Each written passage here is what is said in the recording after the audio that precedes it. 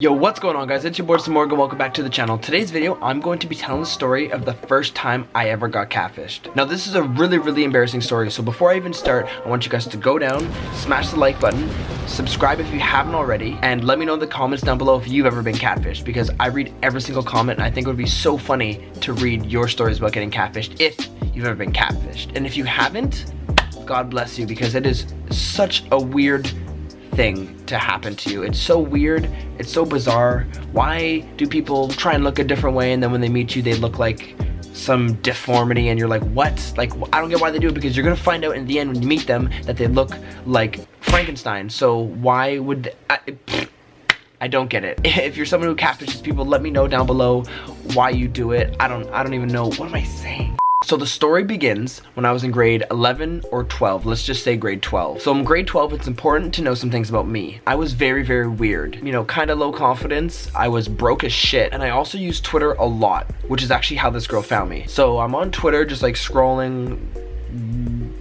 as one does, and I get a DM from a girl, and I'm like, oh my gosh, a girl. Is this a robot? It wasn't a robot, it was a real person. We actually had a mutual follower who was my cousin. Right away, I text my cousin like, yo, do you know this girl? And he's like, yeah, bro, stay away from her, she's crazy. And in my head, I'm thinking, I'm so lonely and craving intimacy from a woman. Her being crazy is not gonna stop me. I need some craziness in my life. I could use that extra spice. So I'm like, yeah, man, I'm gonna stay hella far away from her, don't you worry.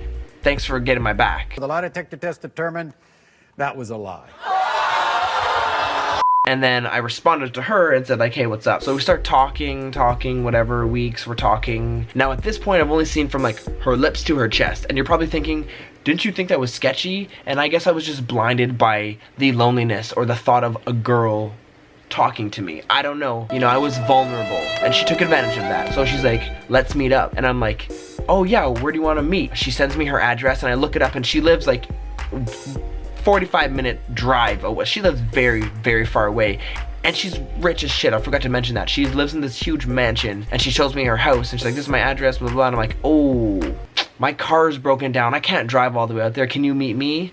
I'm slick as shit, because keep in mind, I'm broke as hell. I don't have a car. I can't even drive. I still can't drive to this day. I definitely couldn't drive back then, but I was like, yo, my car's broken down. I can't get there. Can you just come here? And she was like, yeah, sure. I'll come meet you. And one more thing that was important, she used to send me a lot of emojis and I had an Android, so I couldn't see her emojis. And she's like, oh, I have a spare iPhone 5 or 4 or 6 or whatever it was at the time, 5C. She was like, I have a spare iPhone and you could have it. So I'm like, okay, she's rich, she's a girl, she likes me, and she has an iPhone. This is what can go wrong. My cousin said she's crazy. Who cares if she's crazy? What he should have told me was, yo, careful, she looks like Shrek. Because I would have met up with her if I was like, oh, she looks like Shrek. Ew. You know, that would have been crucial information to have known, but whatever. So we're meeting at a place in my neighborhood called Tim Hortons. It's like a coffee shop. If you're Canadian, you obviously know what it is. I don't know if it's in the States. So I'm waiting inside of Tim Hortons and I'm just observing, you know, trying to find her, trying to scope her out before she sees me, just so I can see what she looks like. And I see this old dude and he's like ordering a coffee and he's just an old guy. I'm like, oh, he you know, that's a nice old man. He looks very nice. And then this huge girl walks in. She's like very wide. And I'm like, damn, that is a wide woman. Wow. And then this girl turns and looks at me and she smiles.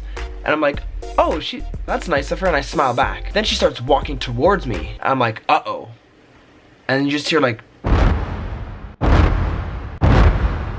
she's walking towards me. My heart is racing. I'm like, oh no, oh no, oh no, oh no, oh no. Please do not tell me this is the girl. She's getting very close and we are like keeping eye contact. And in my head, I'm thinking, don't panic. There's like a 5% chance that, you know, this girl's just lost. And I smiled at her. So she's like, oh, he seems approachable. Let me ask him where I am and how I can get home.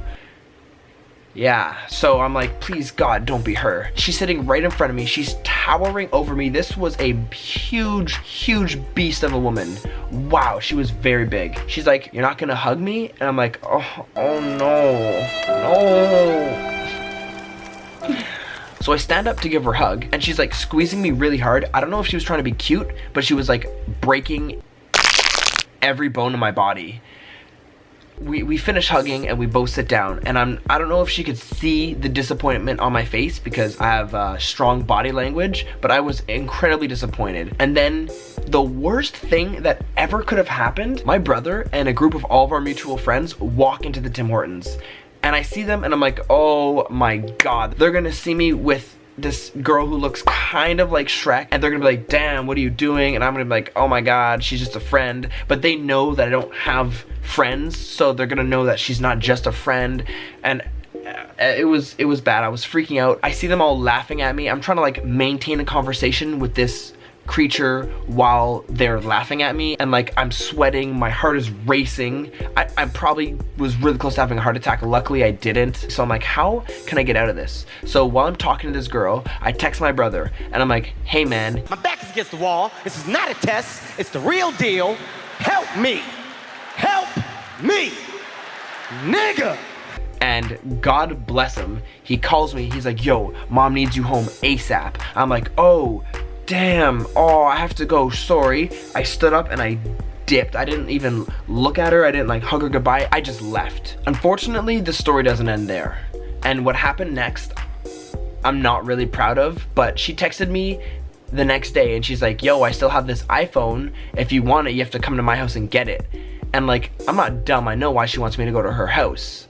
And so I did what any person in my position would do. I clapped her cheeks, I got my iPhone, and I dipped.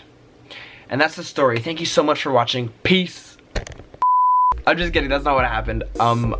We just never spoke again. I didn't respond to her message and we literally never spoke again. And I learned a very, very valuable lesson that day. The moral of the story is to never judge a book by its cover, especially if you can only see about a quarter of that cover. But yeah, that's the story of how I got catfished. Thank you so much for watching to the end of the video. Don't forget to like, comment, subscribe, blah, blah, blah, blah, blah. Tell me how you got catfished. If you've ever been catfished, I read every comment, blah, blah, blah, blah, blah. And until next time, deuces. Really bad as glory, so I promise I ain't playing. Ay. Don't disturb me while I'm praying. Shorty tryna chill, she hit my line like, what you saying? Yeah, don't disturb me while I'm praying. Ay.